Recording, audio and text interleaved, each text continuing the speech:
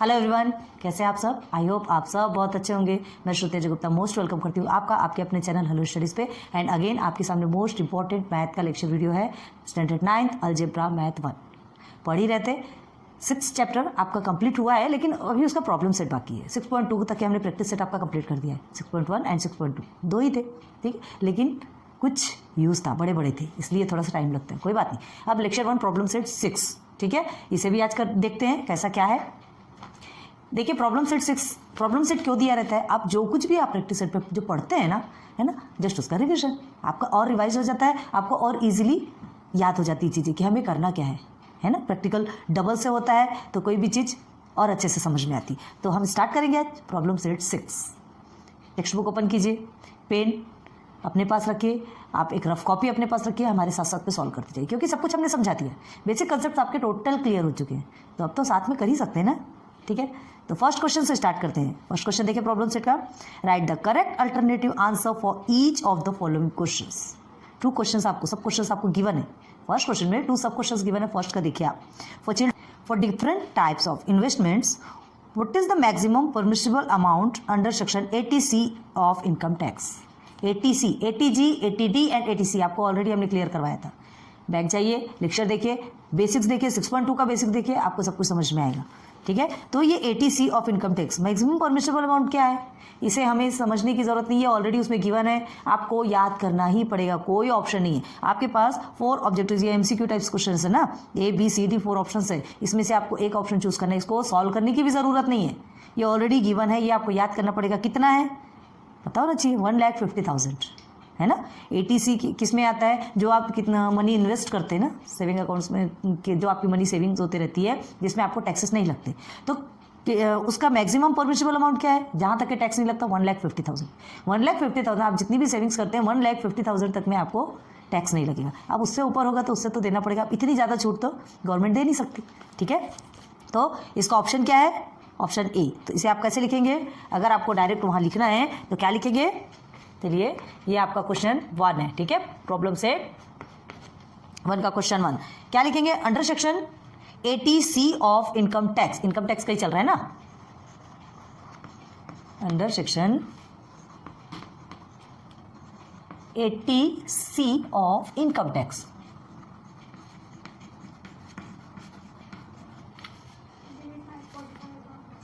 the maximum permissible amount is the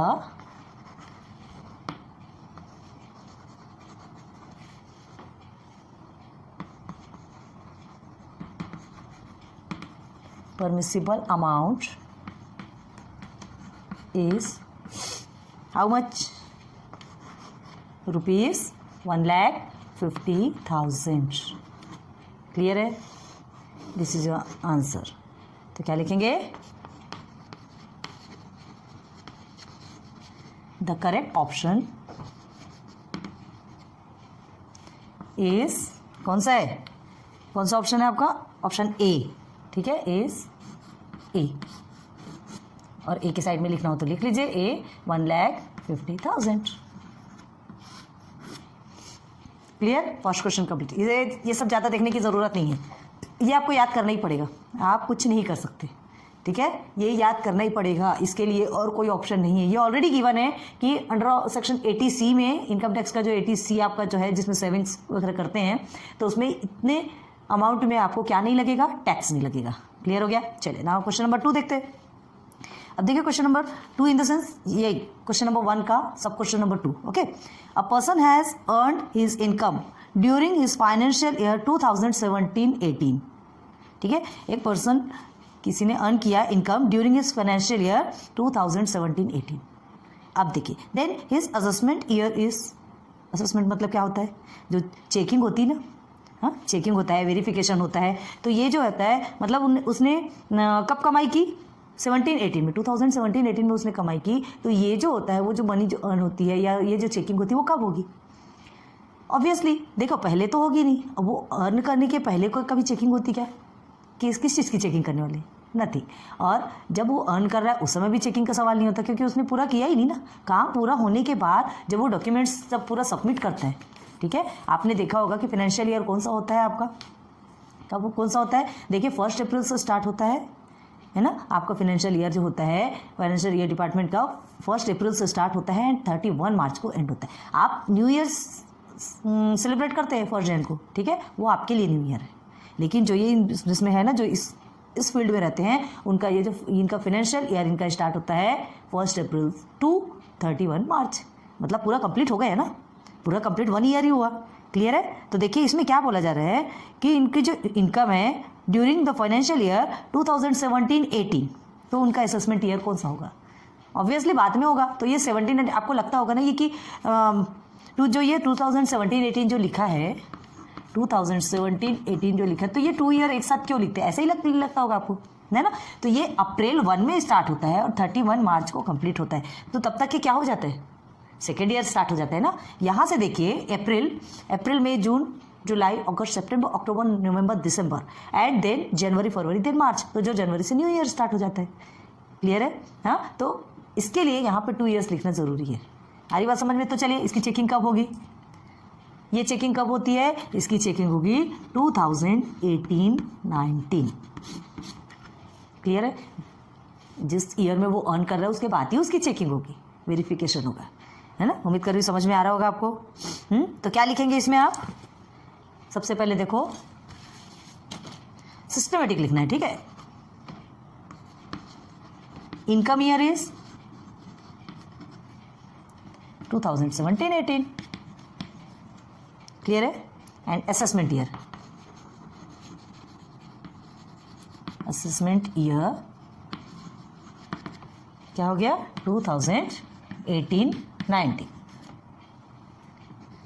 clear है। Therefore, the correct answer is कौन सा है? ऑप्शन कौन सा? इसमें भी ऑप्शन दिया है ना, option b, option b. Clear हो गया? बहुत इजी है, ज़्यादा माइंड करने की ज़रूरत नहीं है, आपको एकदम इजीली समझ में आना चाहिए। चलो 2 क्वेश्चन कंप्लीट, है ना। थोड़ा स्पीडली बढ़ेंगे क्योंकि ये चीज़ें तो छोटी छोटी चीज़ें हैं। अब देखिए थर्ड क्वेश्चन, सेकंड क्वेश्चन में चले ना, समझ में आ गया होगा, उम्मीद है ना। अब देखिए स्टोरी टाइप्स थोड़ा क्वेश्चन आ रहा है। क्वेश्चन नंबर 2 हम ब्लैक बोर्ड में नहीं लिख पाते, क्यों? क्योंकि ब्लैक बोर्ड में लिखते हैं तो आपको समझाने के लिए हमको स्पेस की प्रॉब्लम थी। टेक्स्ट बुक है आपके पास और नहीं है तो हम ऑलरेडी रीड कर रहे हैं, आप समझ सकते हैं, आप नोट डाउन करते जाइए, ठीक है। वीडियो पॉज कर लीजिए या तो फिर वीडियो को रिवाइंड करके सुन लीजिए, कोई बात नहीं। Okay, now mister Shekhar spend 60% of his income from the balance he donates, ठीक है, ₹300 to an orphanage. Okay, he is then left with ₹3,200। What is his income? सुन लिया? अब फिर से सुनिए। Mister Shekhar spends 60% of his income. Mister Shekhar क्या करते हैं? अपनी इनकम का, पहले सिर्फ सुनिए, अभी करने की जरूरत नहीं है, कैसा लिखना है पूरा हम सब आपको समझाएंगे, ठीक है। हाँ, तो मिस्टर शेखर 60% स्पेंड करते हैं, ये आपका क्वेश्चन नंबर 2, ठीक है। 60% अपने इनकम का क्या कर देते हैं? स्पेंड कर देते हैं, खर्च कर देते हैं। अब भाई अर्न करते तो करते क्यों है? अपनी शौक पूरी करते हैं, अपनी नीड्स पूरी करते हैं, बच्चे हैं, खर्च तो लगता ही है ना, ठीक है। अब देखो उसके बाद from the balance of he donates, from the balance, देखो फ्रॉम द बैलेंस बोल रहा है, जो बैलेंस बचा उसमें से कह रहे हैं ही डोनेट्स ₹300 टू एन ऑर्फनेज। एक अनाथालय में ₹300, जो उनका जो बैलेंस बचता है ना उसमें से ₹300 किसको दिए? ऑर्फनेज को देते हैं। क्लियर हुआ है ना। कितनी अच्छा काम करते हैं ये। तो देखो तो क्या होगा, जो बैलेंस बचा उसमें से 300 भी वो दे दिए। पहले क्या किए? 60% उन्होंने स्पेंड कर दिया, जितना इनकम है हमको नहीं पता उनका इनकम कितना, 60% उनका स्पेंड हो गया और साथ में ₹300 भी निकल, हालांकि ऑर्फनेज को दिए, लेकिन उनके जेब से तो गए ना, उनके जेब से तो गया, तो वो भी माइनस होगा, है ना, ये भी सब्ट्रैक्ट हो जाएगा। तो देखिए he is then left with ₹3,200। फिर उनके पास कितना बचा? 60% स्पेंड हुआ, ₹300 भी उन्होंने ऑर्फनेज में दिया, उसके बाद उनके पास कितना बचा? How many left? 3,200, है ना। What is income? उनकी इनकम क्या है ये हमको बताना है, ठीक है। मतलब यहाँ पे क्या है, गेसिंग नहीं करना, टोटल कैलकुलेशन के बाद ही आपको आंसर फाइंड करना है ना। सिर्फ गेसिंग करने से कुछ नहीं होगा, सॉल्व करना है ना। क्वेश्चन दिया है तो सॉल्व करेंगे। तो सबसे पहले शेखर की इनकम तो हमको नहीं पता, और ₹X मान लेते हैं, उसकी इनकम ही पूछ रहा है कितनी इनकम देना है, तो सबसे पहले हम उसे ₹x मान लेंगे, ठीक है। अब उसके बाद क्या है, उस 60% ऑफ इज इनकम, तो 60% ऑफ x, इनकम को हमने x माना तो 60% ऑफ x, ओके। फिर उसके बाद फिर न्यू बैलेंस निकालते हैं, तो न्यू बैलेंस देखिए क्या होता है, 60% है, 60% उन्होंने स्पेंड किया, तो मतलब 100% में से ही 60% खर्च करेंगे ना, ठीक है। तो 100 में से 60% माइनस आ जाएगा, टोटल आपका कितना बचेगा, 40% बचेगा, ठीक है। तो वो 40% ऑफ x, उसमें से उन्होंने अगेन 300 रुपीज़ क्या कर दिया, 300 रुपीज़ डोनेट कर दिया, वो भी माइनस हो जाएगा। फिर उनके पास जो बचेगा, है ना, देखियो अब आगे देखो, यहाँ तक क्या आपको अच्छे से समझ में आ गया होगा। तो पहले यहाँ तक देखते हैं। तो क्वेश्चन 2 का सॉल्यूशन देखिए। Let mister Shekhar's income, let mister Shekhar's income, मालूम है क्या हमें, नहीं पता, इसीलिए हम क्या लिख रहे हैं, ₹x, ठीक है। हमने इसे क्या लिया, ₹x लिया, हमने इसे ₹x सपोज लिया, माना। तो चलो अब उन्होंने क्या किया, स्पेंट, ही स्पेंट 60%, क्या 60% ऑफ हिज इनकम, ठीक है, 60% ऑफ हिज इनकम, उनका जितना इनकम था उसमें से उन्होंने 60% क्या कर दिया, स्पेंड कर दिया, ठीक है। तो अब उनका न्यू बैलेंस क्या होगा, देयरफॉर न्यू बैलेंस, अब हमको न्यू बैलेंस निकालना है ना, तो न्यू बैलेंस उनका क्या होगा भाई, 100% में से हम क्या करेंगे, 60% को माइनस करेंगे, ठीक है। 100% में से 60% ऑफ x, ऐसा ही आएगा, ठीक है। क्या है ये आपका, 60% of his income, income x है, ठीक है। तो 60% ऑफ हिज इनकम, तो 100 में से 100% में से 60% हम क्या करेंगे, माइनस कर देंगे। चलो 60% माइनस करोगे तो क्या होगा, is equal to 40% of x, income का कितना बचा, 40%, है ना, जो टोटल इनकम है उसका 40% उनका बैलेंस बचा, जो कि न्यू बैलेंस है। अब इस 40% में से उन्होंने क्या किया, और 300 रुपीज़ स्पेंड कर दिया, चलो सॉरी स्पेंड नहीं किया, डोनेट किया, ऑर्फनेज को डोनेट किया, ठीक है। तो अब क्या करेंगे, चलो इज इक्वल टू हमारा क्या बनता है, देखिए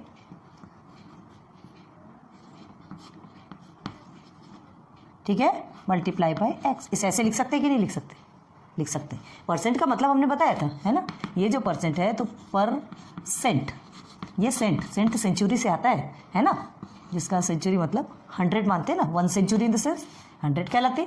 तो इसे और कैसे लिख सकते हैं आप, इज इक्वल टू 40/100x हो गया, ये आपका न्यू बैलेंस बन गया।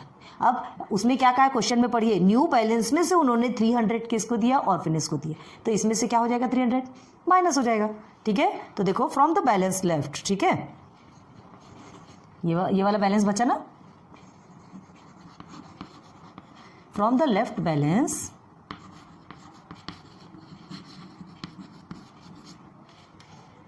ही डोनेट्स, ओके, कितने रुपीस, ₹300, ठीक है, ₹300 एंड ऑर्फनेज, ओके, ऑर्फनेज में दे दिया। अब उनके पास कितना बचा, तो हम इसमें से 300 को क्या करेंगे, minus, therefore amount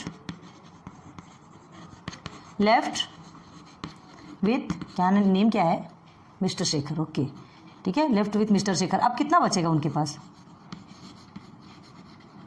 amount left with mister Shekhar कितना बचेगा, देखो ये 40/100x है, ठीक है। अब आप इसे कैसा लिख सकते हैं, चलिए इधर देखिए, पहले 40/100x है, तो आप क्या करेंगे, ये 100 से अगर इसको क्या करेंगे, डिवाइड करेंगे, तो आपका आंसर क्या आएगा, देखिए यहाँ पे 2 0 है, ठीक है, 2 0 है, आप इसे डिवाइड करेंगे तो क्या आएगा, आंसर क्या आने वाला है, यही लिख देते, चलो 0.4x, अगर इसे सिंप्लीफाई करेंगे तो, करके देखिए आप, करके देखिए, ठीक है, आ रही बात समझ में, इसके साथ में डिवाइड करके देखो, देखो कैसे आएगा, 1 0 आपका कट गया, ठीक है, 1 0 कट गया। अब ये 10 है, मतलब ये यहाँ पर क्या है, 1 0 है, तो आपको क्या होगा, डेसिमल के बाद क्या आना चाहिए, 1 नंबर आना चाहिए, 1 डिजिट आना चाहिए, एक, क्योंकि यहाँ 10 है, 1 0 है, 1 के पीछे 1 0 है, मतलब डेसिमल के बाद ही 1 नंबर आएगा। आप करके देखिए सॉल्व, ठीक है, समझ में नहीं समझ आ रहा, चलो कोई बात नहीं, ये देखिए आपका 4, ठीक है। जाएगा क्या बताइए, नहीं जाता, तो पहले हम 0 लेंगे, ठीक है, उसके बाद फिर डेसिमल लेंगे, ये हो गया 10 4 सा 40, आया कि नहीं। ये छोटे बच्चों वाला खेल है, यहाँ तो कर सकते हैं आप, ठीक है, लेकिन फिर भी चलो हम बता देते, कोई बात नहीं। तो 0.4x इनका क्या हो गया, न्यू बैलेंस है। अब इस न्यू बैलेंस में से उन्होंने 300 रुपीज़ क्या कर दिया, डोनेट कर दिया, तो ये हो जाएगा आपका माइनस 0.4x आपका क्या था, न्यू बैलेंस था, माइनस 300 रुपीज़, ये आपका क्या हो गया, ऑर्फेनेज में डोनेट किया, तो इसके साथ में माइनस हो गया, न्यू बैलेंस के साथ में माइनस हुआ। हमको कम करना है, क्यों कम करना है, क्योंकि हमको एक्चुअल इनकम निकालना है, एक्स की वैल्यू निकालना है, इन द सेंस इनकम निकालना है, ठीक है। अब देखो, अब टेक्स्ट बुक पे आपके क्वेश्चन में आ जाओ, क्वेश्चन में क्या दिया है, जो उनके पास अमाउंट है वो लेफ्ट है, कितना लेफ्ट है, 3200 रुपीज़, कितना अमाउंट लेफ्ट है, 3200 रुपीज़। अभी क्या दिया, amount left with mister Shekhar इतना, मतलब अगर इसको माइनस करेंगे और जो आंसर आएगा उतना अमाउंट उनके पास बचा हुआ है, ठीक है, उनका टोटल इनकम का उतना अमाउंट बचा हुआ है। और अभी आपको टेक्स्ट बुक में भी दे रहा है कितना अमाउंट बचा हुआ है, बता रहे हैं उनके पास 3200, तो मतलब ये और वो 3200 इक्वल हुआ ना। अभी देखो इतना उनके पास बचा हुआ है और 3200 भी बचा है, तो ये दोनों भी इक्वल हो गए। इसमें से जो ये माइनस होगा, जितना आंसर आएगा वो इसके इक्वल हो जाएगा, है ना। इससे माइनस करेंगे तो जो आपका बचेगा वो आपका क्या कहलाएगा, लेफ्ट अमाउंट। ये लेफ्ट अमाउंट ऑलरेडी आपके टेक्स्ट बुक में दिया है 3200, अगर आप ध्यान दे रहे होंगे तो। क्लियर आ रही है बात समझ में, तो ये दोनों इक्वल हो गए, चलो समझ में आगे होगा, है ना। तो अब इसको कैसे लिखेंगे, तो देयरफॉर यहाँ पे लिखेंगे, बट पहले अमाउंट हमको बताना है, but amount left with mister Shekhar in rupees लिखना हो तो लिख सकते हैं, KHER, ठीक है। इन रुपीज़ लिखना हो तो भी लिख सकते हैं, इन रुपीज़, मतलब ये अभी रुपीज़ में बता रहा है ना, तो क्या है रुपीज़ में 3200, ठीक है, रुपीज़ में इतना बचा है। और इस तरह से देखा जाए तो ये इतना बचा है, 300 से माइनस कर देंगे, है ना, इतना बचा है, ये इनकम है, ये इनकम अभी निकलने की है ना। और ये सबको करने के बाद फिर ये आया, वो इनकम सहित निकाल के पूरा बताया, 3200 बताया, तो ये दोनों भी इक्वल है। तो हम क्या लिखेंगे, देखो 0.4x माइनस 300 किसके इक्वल हो गया, इसके इक्वल हो गया। आया समझ में। देखो यहाँ तक का फंडा आपको समझना बहुत ज़्यादा जरूरी है, बहुत ज़्यादा शॉर्ट में। बाद में क्या, बाद में तो सिंपली सॉल्व करना है, कुछ भी जरूर उतना मतलब हेक्टिक नहीं होगा, है ना। अभी आपके लिए थोड़ा सा प्रॉब्लम होगी, तो इन चीज़ों को यहाँ से लेकर के इन चीज़ों को समझना आपको बहुत ज़्यादा जरूरी। 3-4 टाइम्स आप प्रैक्टिस करेंगे तब आपको समझ में आ जाएगा कि ये हमने क्यों लिखा, क्योंकि ऑलरेडी आपका अमाउंट उसमें लेफ्ट ऑलरेडी लिखा हुआ है, मिस्टर शेखर का कितना अमाउंट बचा, और यहाँ पर भी अमाउंट उनका कितना लेफ्ट है ये यहाँ पर लिखा है, तो जो बचा है उसके इक्वल ही हुआ, तो उसके हमने ये इसके इक्वल लिख दिया बस। अब इसके बाद तो आपको सॉल्व करना है और एक्स की वैल्यू निकालना है, तो क्या करेंगे, देयरफॉर अब देखिए ये 300 यहाँ पर माइनस में है, ये इधर चला जाएगा तो किस में हो जाएगा, प्लस में हो जाएगा, ठीक है। आपको बताते जा रहे हैं, ध्यान रखिए। तो देखिए ये तो आपका एज इट इज रहेगा, 0.4x is equal to 3200 plus 300, okay. Again 0.4x is equal to, अब इसे आप प्लस करते तो कितना होता है, सीधे 3500 हो गया, क्लियर। अब चलिए x की वैल्यू निकालना है हमें, अब सिंपल है, हमको x की वैल्यू इन द सेंस हमको इनकम ही तो चाहिए ना, और आगे कुछ भी नहीं पूछा है, कुछ भी नहीं पूछा, बस आपको इनकम निकालना है, निकाला है आपका इनकम, ठीक है। अब देखिए यहाँ पे 0.4x है, तो x की वैल्यू निकालना है, x तो आपको यहीं रह जाएगा, 0.4 मल्टीप्लीकेशन पे, तो यहाँ जाके कहाँ जाएगा, डिवाइडेशन पे जाएगा। लिखते हैं फिर, therefore x is equal to 3500 divided by 0.4, ठीक है, इज इक्वल टू x। अब निकालना है हमको, अब इसको निकालना है, तो चलो 0.4 है, ठीक है। अब आप कैसे लिखेंगे, 0.4 को अगर सिर्फ और सिर्फ 4 में चेंज करना है ना, तो इसे हम क्या कर सकते हैं, सिर्फ 4 लिखना है, तो ये जो 0 है हम यहाँ दे देंगे। आ रही बात समझ में, हम एक स्टेप और बढ़ा देते, कोई टेंशन वाली बात नहीं है। देखो ये 3 0 कर दिया हमने, और ये 0, ठीक है।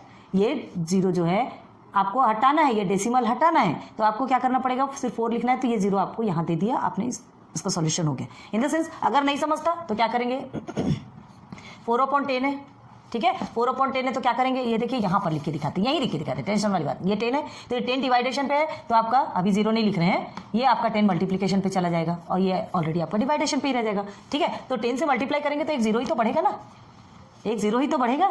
आप क्लियर हुआ, मुझे मालूम है आप क्लियर हो गया, ठीक है। तो चलिए अब इसे सॉल्व करेंगे, है ना। तो x की वैल्यू क्या निकलेगी, x 4 से मल्टीप्लाई 4 से डिवाइड कीजिए तो क्या होगा आपका, है ना, 4 8 एंड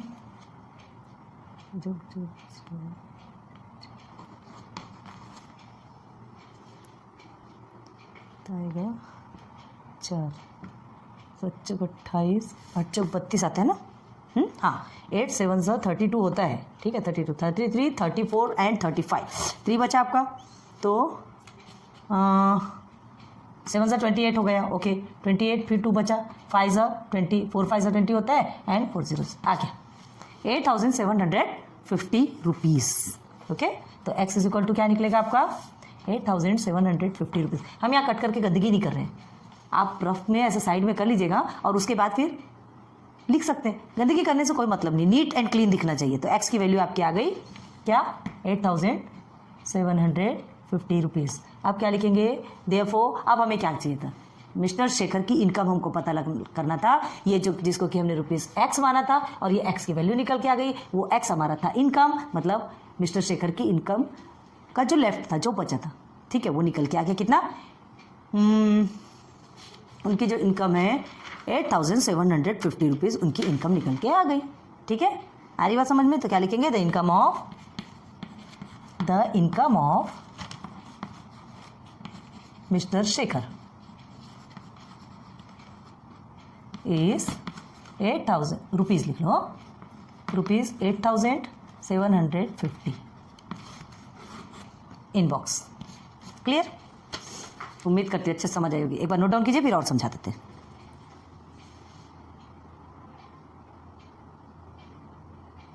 कर लिया नोट डाउन आपने, चलो फिर से देख लो, कोई बात है ना। मिस्टर शेखर की आपको इनकम क्या है पूछा, पहले क्या बताया गया मिस्टर शेखर का कि उन्होंने 60% स्पेंड कर दिया। इनकम हमको नहीं पता, 100% में से 60% होगा ना, जो भी इनकम है वो 100% हमने लिया, तो 100% minus 60% of x, income x है याद रखो, है ना। तो 40% ऑफ एक्स, इनकम का 40% बच गया। 40% ऑफ एक्स को ऐसे लिखेंगे, जितना सिंप्लीफाई करेंगे तो 0.4x आपका आ गया। अब लेफ्ट बैलेंस ही डोनेट, कितना डोनेट किया था उन्होंने 300 रुपीज़, 300 रुपीज़ डोनेट किया। अब उनके पास जो लेफ्ट हुआ तो देखो क्या है, ये क्या है इनका बैलेंस, ठीक है, अभी जो न्यू बैलेंस निकला, इस बैलेंस में से इस 300 उनका ऑलरेडी फिर से निकल चुका ऑर्फनेज में। एंड अगेन उसके बाद जो अमाउंट मिस्टर शेखर के बाद जो बचा है, तो देखो ये इसमें से माइनस हो गया और ऑलरेडी आपको अमाउंट बचा हुआ दिया है आपके टेक्स्ट बुक में 3200, तो ये और ये दोनों इक्वल हो गए। तो हमने इसे एज इट इज लिखा और बस सॉल्व कर दिया। उसके बाद सॉल्यूशन आपके लिए हार्ड नहीं है। क्लियर हो गया। चलो अब देखिए क्वेश्चन नंबर 3। क्वेश्चन नंबर 3 भी आपका स्टोरी टाइप्स है, ठीक है, तो पहले पढ़ते हैं, ध्यान दीजिए। चलो, mister Hiralal invested ₹2,15,000 in a mutual fund, मतलब वो सेविंग्स, आपको बताया था हमने, कुछ कोई बैंक में जमा कराता है, कोई म्यूचुअल फंड में सेविंग करता है, कोई लाइफ इंश्योरेंस में सेविंग करता है, कोई पीएम रिलीफ फंड में देता है, मतलब टाइप्स ऑफ सेविंग्स रहती है लोगों की, कोई डोनेट करता है, कोई सेविंग करता है, सब टाइप्स ऑफ रहते हैं। जिसमें उसमें क्या होता है, उसमें टैक्सेस नहीं लगते। क्लियर है। चलो, उसमें क्या है, उसमें बढ़ने के चांसेस रहते हैं, कभी कभी मतलब एकदम बाय चांस ऐसा रहता है कि उसमें लॉस होता है ना, लेकिन बैंक में तो लॉस का कोई प्रॉब्लम ही नहीं है ना। बैंक में कितना % ऑफ, अगर आप कंपाउंड इंटरेस्ट के बेस पे डालते हैं या किस पे डालते हैं, तो उसके हिसाब से आपको प्रॉफिट ही मिलता है। और ये जो म्यूचुअल फंड वगैरह में जो डालते हैं, वो बहुत कम ऐसा रहता है कि लॉस होने के चांसेस रहते हैं। रिस्क है एक टाइप का, कभी कभी ऐसा रिस्क भी कहा जा सकता है, कोई टेंशन नहीं है, ठीक है। और बढ़ता भी बहुत है, बहुत सारे लोग इन्वेस्ट करते हैं, उसमें टैक्स नहीं लगता, कुछ नहीं लगता, अपनी सेविंग्स होते रहती है, ठीक है। लेकिन हाँ, उसमें भी मतलब ऐसे हर ईयर ऐसे डालना पड़ता है, ऐसा नहीं कि एक बार डाल के छोड़ दी, ठीक है। तो देखिए, mister Hiralal invested ₹2,15,000 in a mutual fund, ठीक है। म्यूचुअल फंड में उन्होंने कितना इन्वेस्ट कर दिया, 2,15,000, okay. He got ₹3,05,000 after 2 years, 2 साल के बाद उनको कितना मिला, 3,05,000। 2,15,000 उन्होंने इन्वेस्ट किया, 3,05,000 उनको 2 years के बाद मिल गया, ठीक है। मतलब इसमें क्या बता रहे हैं, 2 चीज़ आपको बता दी, एक तो इन्वेस्ट करना बता दिया और दूसरा उनका मिलना बता दिया। तो स्वाभाविक है, इसमें आप क्या पूछा जाएगा, उसमें कितना प्रॉफिट है, टोटल आपका बता दिया, टोटल अमाउंट कितना मिला और कितना आपने इन्वेस्ट किया, वो सब कुछ बता दिया। आपको क्या देखना है उसमें, प्रॉफिट। अभी देखिए, and mister Ramnik Lal invested ₹1,40,000 at 8% compound interest. आ गया यहाँ पे कंपाउंड इंटरेस्ट। कंपाउंड इंटरेस्ट का हमने आपको 6.1 में ऑलरेडी क्लियर करवाया है ना। आपको अमाउंट का फॉर्मूला बताया था और उसके बाद आपसे कंपाउंड इंटरेस्ट कैसे निकालते हैं वो भी बताया था। देखते हैं फिर से, देखो कोई प्रॉब्लम नहीं। तो देखो, 1,40,000 at 8% compound interest for 2 years in a bank. Ramnik Lal ने बैंक में इन्वेस्ट किया, ठीक है, किस बेस पे? 8% compound interest. Okay, find out the percent gain of each of them who उस इन्वेस्टमेंट वॉज मोर प्रॉफिटेबल। हमको क्या फाइंड करना है? दोनों का जो इन्वेस्टमेंट है उसमें से किसका ज़्यादा प्रॉफिटेबल है। किसने जो इन्वेस्ट किया तो उसको ज़्यादा प्रॉफिट मिलेगा, जिसने बैंक में जमा किया उसका, मिस्टर रमनीक लाल का, या जिसने म्यूचुअल फंड में इन्वेस्ट किया इन the sense mister Hira Lal का। यही तो देखना है। एक चीज़ आपको प्रॉफिट है यहाँ पे, क्या दिया है कि यहाँ पर आपको परसेंट में प्रॉफिट निकालना है, आपको नंबर्स नहीं निकालना, अमाउंट नहीं निकालना, परसेंट में निकालना है। बाकी कोई टेंशन वाला सवाल नहीं है।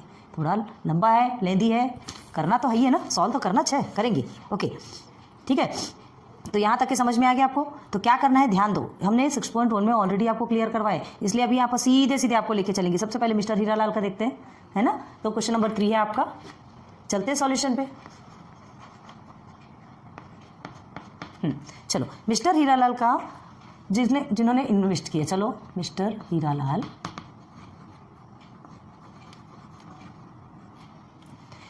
कितना अमाउंट इन्वेस्ट किया?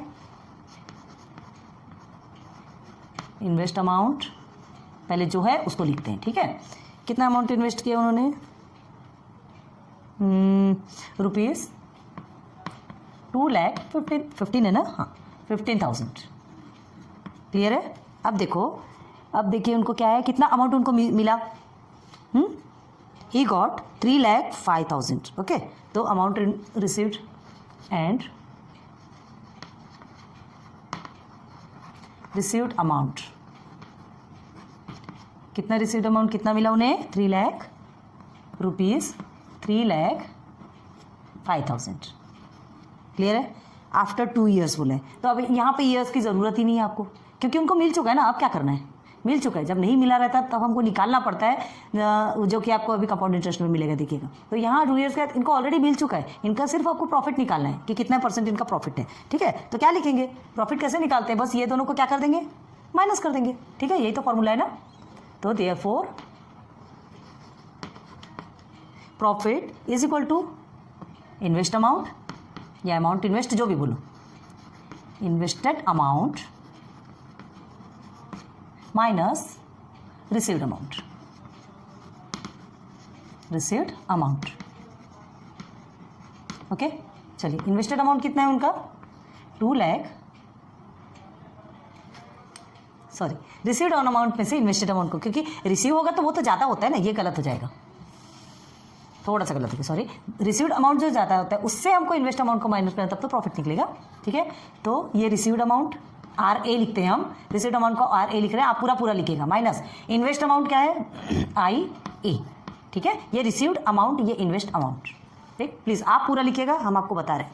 चलो, माइनस करेंगे तो रिसीव्ड अमाउंट कितना है आपका? आपका नहीं भाई, किसका है? मिस्टर हीरा लाल का है।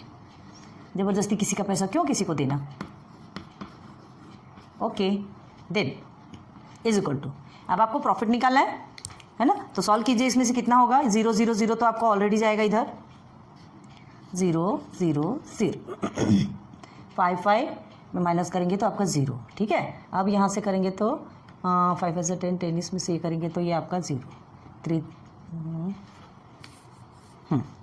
1 मिनट, 2 ये 3 आ जाएगा, ये 9 90,000, ठीक है। 90,000, तो ये आपका रुपीज़ 90,000 क्या हो गया? प्रॉफिट हो गया।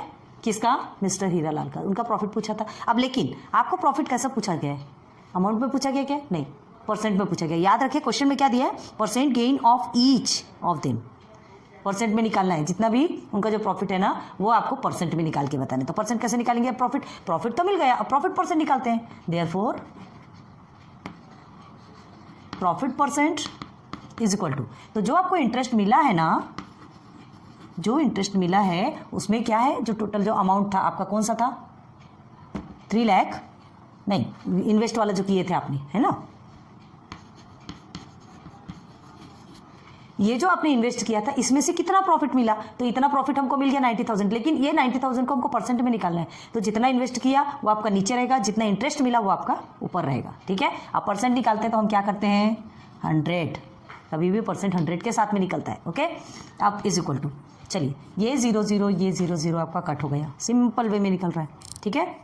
अब इसे कट करेंगे तो ये किससे जाएगा, 5 से सिंप्लीफाई कर सकते हैं, है ना। पहले हमने क्या किया, चलो 1 0, ये इधर इधर भी 1 1 0 को काट दिया। अब उसके बाद आप और क्या करेंगे, 5 से करेंगे तो कैसा जाएगा आपका, 5 4 ज़ा 20 एंड 5 3 ज़ा 15। ओके ठीक, यहाँ कट नहीं कर रहे, नहीं तो आपको नंबर्स नहीं दिखेंगे। 43 आएगा, 5 4 ज़ा 20, 5 3 ज़ा 15। ठीक है, अब ये अगेन 5 से करेंगे तो आपका कितना आएगा, ये इसे काटेंगे तो 5 1 ज़ा 5, बचा कितना 4 बचेगा, 5 8 ज़ा 40 एंड 0 0। ठीक, 1800 अपॉन 43 यही आएगा। ठीक है, यहीं पर लिखते हैं 1800 अपॉन में 43 यही आएगा। अब देखो क्या करना है, ये हमने सिंपल वे में कट किया, हम यहाँ पर कट नहीं कर रहे हैं, आपको समझ जाना है। आप अपना रफ में साइड में कट कर सकते हैं, ठीक है, नहीं तो सब कुछ कट कर देंगे तो पूरी गंदगी हो जाती है। अब इसका परसेंट निकालेंगे तो आपका परसेंट आता है 41.86%। क्लियर है, 41.86% आएगा। आप इसको सॉल्व करके देखिएगा, ईजिली सॉल्व हो जाएगा। ठीक है, थोड़ा बढ़ता है तो उसको हमको देखने की जरूरत नहीं, डेसिमल के बाद में 2 नंबर्स आप ले लीजिए कंप्लीट। तो चलिए, ये इनका प्रॉफिट परसेंट निकल गया किसका, मिस्टर हीरालाल का।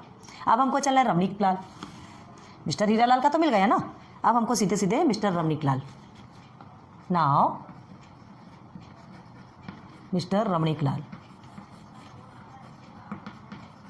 क्लियर है। चलो, अब मिस्टर रमणीक लाल ने क्या क्या किया था, उन्होंने कितना इन्वेस्ट किया था, 1,40,000 at 8% compound interest for 2 years. ठीक है, अभी 8% कंपाउंड इंटरेस्ट में 2 ईयर्स के लिए मिला। अब उनको क्या पूछा है, उनका भी परसेंट निकालना है। तो यहाँ पे हम आपको क्या दिया है, यहाँ पे उनका टोटल नहीं दिया, जैसे इनका ये दिया था रिसीव्ड अमाउंट इतना, अभी उनको रिसीव कितना हुआ ये हमको नहीं पता। ठीक है, तो सबसे पहले हम इनका क्या निकालेंगे, कंपाउंड इंटरेस्ट निकालेंगे। तो क्या लिखेंगे, प्रिंसिपल, पहले ये निकालेंगे। प्रिंसिपल हमको पता है, रेट ऑफ इंटरेस्ट हमको पता है, टाइम हमको पता है, सब कुछ तो पता है, तो फिर हम इजीली निकाल सकते हैं। तो लिखते हैं पहले, ठीक है, तो principal is equal to and rate of interest is equal to and time. Time को हम एन डिनोट करते हैं, पता है, टाइम को एन, या तो तुम स्मॉल एन लिख लो, जो भी है। ठीक है, तो प्रिंसिपल कितना है पहले देखते हैं, 1,40,000 है, टेक्स्ट बुक में देखिए आप 1,40,000। रेट ऑफ इंटरेस्ट कितना है इनका, 8%। ठीक है, और ये आपका 2 ईयर्स, टाइम आपका नहीं, मिस्टर रमणीक लाल के लिए 2 ईयर्स है। क्लियर है, यहाँ तक की बातें क्लियर हो गई। अब आपको क्या निकालना है, कंपाउंड इंटरेस्ट। कंपाउंड इंटरेस्ट का फॉर्मूला हमने आपको बताया था, CI, कंपाउंड इंटरेस्ट फॉर्मूला आपको क्या बताया था, चलो बताइए। देखिए, A माइनस P है, अभी फिर से ध्यान दो, चाहे तो हम डायरेक्ट लिख सकते हैं क्योंकि हमने आपको ऑलरेडी क्लियर करवा दिया, बहुत अच्छे से डीपली आपको समझाया है ना। चाहे तो डायरेक्ट हम कंपाउंड इंटरेस्ट का फॉर्मूला लिख सकते हैं, लेकिन अभी यहाँ लिख रहे हैं और फिर से आपको रिपीट करवा रहे हैं। ध्यान दो, ये जो अमाउंट है आपका, है ना, अभी हमको अमाउंट पता है क्या, ये प्रिंसिपल पता है, टोटल अमाउंट चाहिए ना, तो ये अमाउंट हमें नहीं पता। तो हम यहाँ पर अमाउंट का जो फॉर्मूला है, अमाउंट का फॉर्मूला क्या है, अमाउंट का फॉर्मूला बताओ, है कि नहीं, ध्यान देना, यही है फॉर्मूला अमाउंट का, है। तो इस अमाउंट के फॉर्मूले को हम ऑलरेडी इस ए के प्लेस पे लिख सकते हैं ना, इस फॉर्मूले को हम इस ए के प्लेस पे लिख सकते हैं, हमें अमाउंट चाहिए ना, है ना, और उसके बाद फिर प्रिंसिपल से माइनस कर देंगे। जैसे हमने यहाँ पे क्या किया है, देखिए, ये जो अमाउंट हमको मिला है ये प्रिंसिपल के साथ में माइनस हुआ, देख लीजिए, ये अमाउंट प्रिंसिपल के साथ में माइनस हो रहा है, तभी तो इंटरेस्ट मिलेगा। क्लियर है, तो अब ये कंपाउंड इंटरेस्ट है, हमको निकालना है कंपाउंड इंटरेस्ट परसेंटेज में। तो चलिए, अब क्या लिखेंगे, अमाउंट के प्लेस पे हम सीधे सीधे क्या लिख देंगे, P, ठीक है, 1 + R अपॉन 100, और ये एंड टाइम माइनस P। ठीक, ये माइनस P को साथ में लेके चलना है। अब ध्यान दो, ये आपका एक बना है, तो ये जो P है, ये P और ये P दोनों साइड में डबल डबल है, तो हम क्या किए थे, P को कॉमन ले लिया था हमने। ठीक है, तो देखो P आपका कॉमन होके बाहर निकल गया था। ठीक है, P आपका कॉमन होके बाहर निकल गया था, निकला था कि नहीं, आपको याद है कि नहीं, हमने बहुत अच्छे से सॉल्व करवाया आपको। ठीक है, उसके बाद फिर आपने क्या किया था, 1 + R अपॉन 100 एंड, अब देखो यहाँ हमने P को बाहर निकाल दिया, तो इसके प्लेस पे क्या लिखेंगे, -1।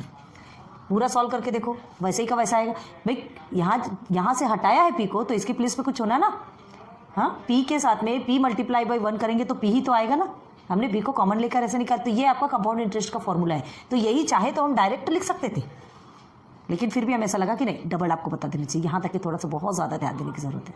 क्लियर है, तो मिल गया आपको कंपाउंड इंटरेस्ट का, बस वैल्यू पुट करते जाइए और सॉल्व करते जाइए। तो प्रिंसिपल आपका कितना है, 1,40,000। क्लियर है, चलो अब ये 1 + रेट ऑफ इंटरेस्ट आपका 8 है and year is 100. Okay, time आपका कितना है, टाइम 2 ईयर्स. ठीक है, -1 हो गया. बस अब सिंप्लीफाई करते जाना है, अब आपको कुछ भी देखने की जरूरत नहीं है. 1,40,000 है आपका. अब क्या करना है ध्यान दो, ये 8 डिवाइडेड बाई 100 अगर आप करते हैं तो आपका आंसर क्या आएगा, पीछे में 2 0 है, 100 से 8 को डिवाइड करेंगे तो सीधे सीधे आपका आंसर आता है 1 + 0.08. सिंप्लीफाई करना है ना, लेकिन ये स्क्वायर में ही रहेगा अभी.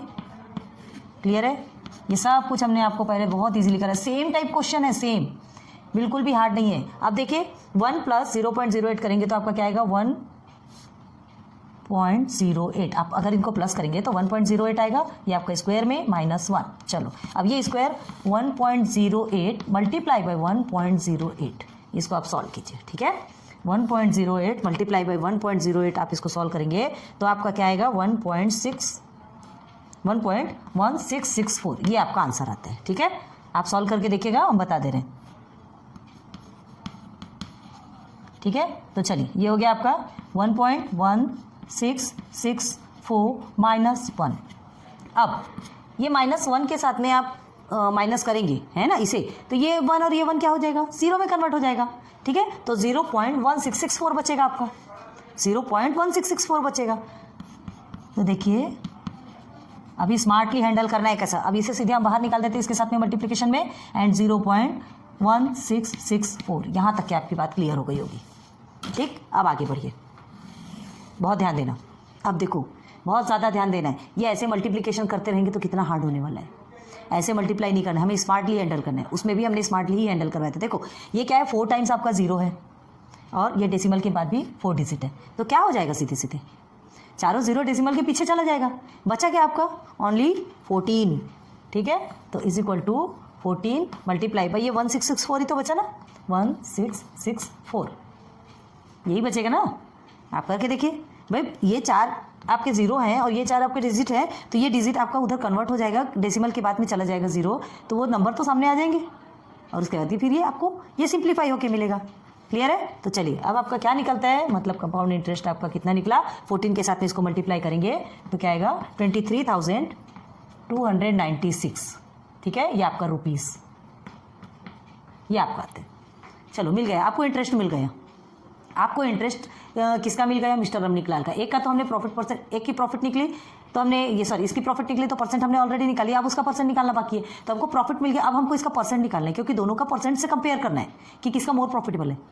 यही पूछ रहे हैं ना, किसका मोर प्रॉफिटेबल है, यही पूछा जा रहा है. तो अब आप क्या करेंगे, बहुत ध्यान दो. अब हमको सीधे सीधे चलना है प्रॉफिट परसेंट पे, जैसे ये इनका निकाला तो profit percent is equal to, चलो प्रॉफिट परसेंट कैसे निकालते हैं आपको पता है. देखो ये जो आपको मिला है, ठीक है, और उसके बाद आपका जो प्रिंसिपल है, तो प्रिंसिपल क्या है 1,40,000 आपका प्रिंसिपल है. मल्टीप्लाई किससे होगा 100 से. ठीक, आ रही बात समझ में. ये 2 0 आपके कट गए, ये 2 0 आपके कट गए. क्या क्या बचेगा देखते हैं अभी. इज इक्वल टू 23,296 अपॉन में 1 लाख. अभी वो कहाँ 1 लाख, अभी तो इतना ही बचेगा ना, 40,000 है, सॉरी ये 0 बचेगा आपका. ठीक है, इतना ही बचेगा. क्लियर है. अब देखो, अब इसको आपको क्या करेंगे, 2 से 3 से 4 से कट कट कट कट करते जाएंगे, दिन भर आप कट करते जाएंगे. लेकिन एक चीज़ को ध्यान रखो, सिंपल से कट करेंगे आपका आंसर देखो, हम एक बता देते हैं कि इसका आंसर कितने वाला आने वाला है, 16.64% आपका इसका आंसर आने वाला है. मिल गया आपको प्रॉफिट परसेंट. आप देख लो, ये 41.86 है और ये 16.64 है. किसका 41, ये मिस्टर हीरालाल का, और वो रमणीकलाल का क्या है. हमने क्या कहा था, हम डायरेक्ट अगर आउट ऑफ जो नंबर होते हैं वो सेम होते हैं तो आप परसेंट इजीली आप काउंट कर सकते हैं कि दोनों का कौन सा किसका प्रॉफिटेबल है. लेकिन इन्वेस्टमेंट ही अलग अलग है तो हम कैसे कंपेयर करेंगे. तो वो कंपेयर करना, जब तक हम या तो उनका इंटरेस्ट कितना आया, क्या है, किसका उसका परसेंट, वो परसेंट नहीं देखेंगे तब तक हम कंपेयर नहीं कर सकते. अब हमें परसेंट मिल गया, अब हमको पता चल गया कि किसका मोर प्रॉफिटेबल है, जिसका 41.86 है मिस्टर हीरालाल का मोर प्रॉफिटेबल है इन्वेस्टमेंट. क्लियर है, यहाँ तक समझ आ गया. अब देखो इतना जो कट करते हैं ये हमने कट नहीं किया, हमने डायरेक्ट आपका आंसर निकाला. ठीक है, ये जो प्रॉफिट निकाला हमने डायरेक्ट निकाला. अब एक स्मार्टली हैंडल देखो, अगर यहाँ से कहाँ से पकड़ना है आपको, ये यहाँ से लेना है. अगर ये आपका ऑलरेडी बना है, ये आपका कट नहीं हुआ है, ठीक है। तो एक चीज को ध्यान दो, ये 23296 है, इसको हम और क्या लिख सकते हैं, ये 23296 इसके बदले में आया है, ठीक है।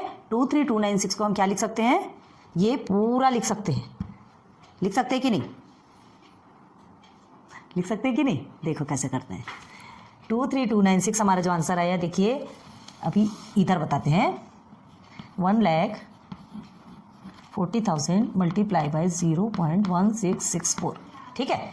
इसको हमने सॉल्व किया था, इसको हमने सॉल्व किया था तो ये आया था, और ये सॉल्व करने के बाद ये आया, मतलब अगर इसको डायरेक्ट सॉल्व करते तो हमको ये आता, तो इसके प्लेस पे हम ये लिख सकते हैं, लिख सकते हैं, ठीक है, उतना कट करने की जरूरत नहीं। इसके प्लेस पे हमने ये लिख दिया, अब ऑलरेडी ये जो नीचे का है उसे एज इट इज लिख दिया, 1,40,000 भी लिख दिया, और ये मल्टीप्लाई बाय 100 भी लिख दिया, ठीक है। अब देखो ये कितनी इजीली कट गया, बस बचा ये। तो अब अगर इसके साथ में मल्टीप्लाई करते तो आपको यही तो आएगा ना, 16.64%।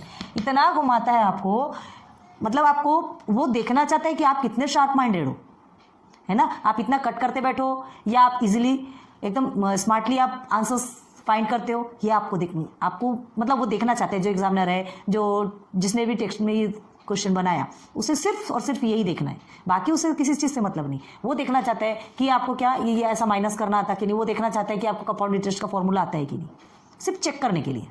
और ऐसे स्मार्टली हैंडल करना, क्योंकि आप जब कॉम्पिटिटिव एग्जाम्स के लिए जाते हैं, है ना, MCQ टाइप्स ऑफ क्वेश्चन जब आते हैं तो उसमें ये ऐसा स्मार्टली हैंडल करना बहुत ज़्यादा कंपलसरी होता है।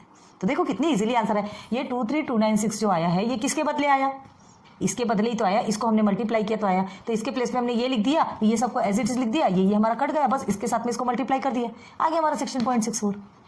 क्लियर है, आ गया आंसर। चलो फिर आंसर क्या लिखना है, हम आंसर यहाँ पे लिख के बताते चलिए। आंसर क्या निकलेगा आपका, मिस्टर हीरालाल इन्वेस्टमेंट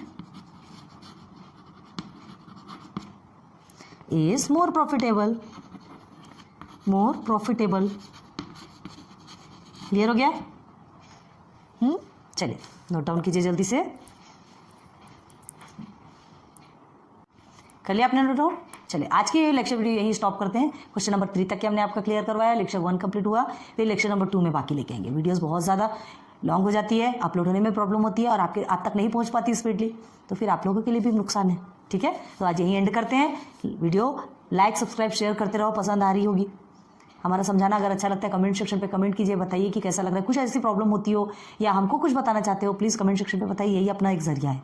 क्लियर है, तो फिर मिलेंगे नेक्स्ट लेक्चर पे। Good luck, good bye.